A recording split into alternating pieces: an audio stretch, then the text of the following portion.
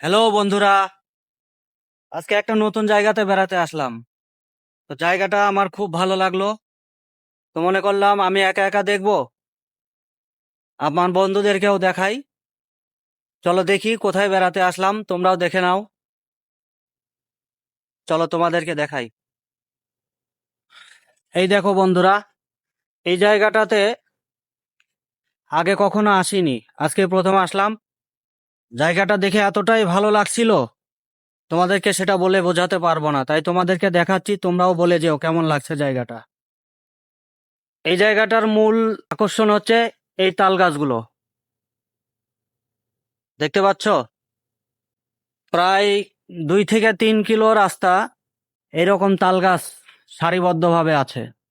এই জায়গাতে আসার পরে এত সুন্দর জায়গা দেখে আর ভিডিও না করে পারলাম না।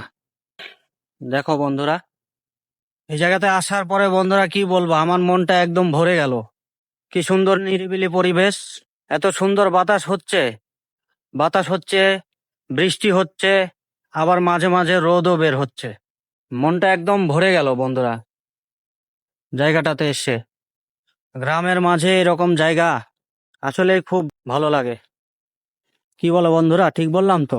দেখো, এই গ্রামের এই সৌন্দর্যের মাঝখানে ভ্যানগুলো কত ভালো লাগছে। এই গাড়িতে কখনো উঠেছো বন্ধুরা? ভালো লাগছে না ভ্যান গাড়িগুলো?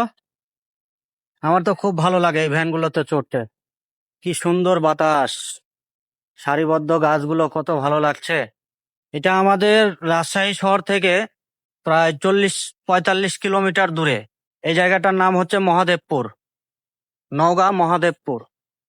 তো বন্ধুরা, তোমরা যদি কখনো বেড়াতে আসতে চাও এই জায়গাটাতে আসতে পারো। আমরা দুই ভাই এখানে বেড়াতে এসেছি।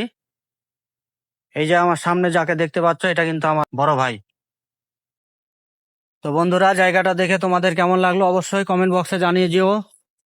আর ভিডিওটা ভালো লাগলে অবশ্যই একটা করে শেয়ার করে দিও, যেন অন্যরাও দেখে উপভোগ করতে পারে।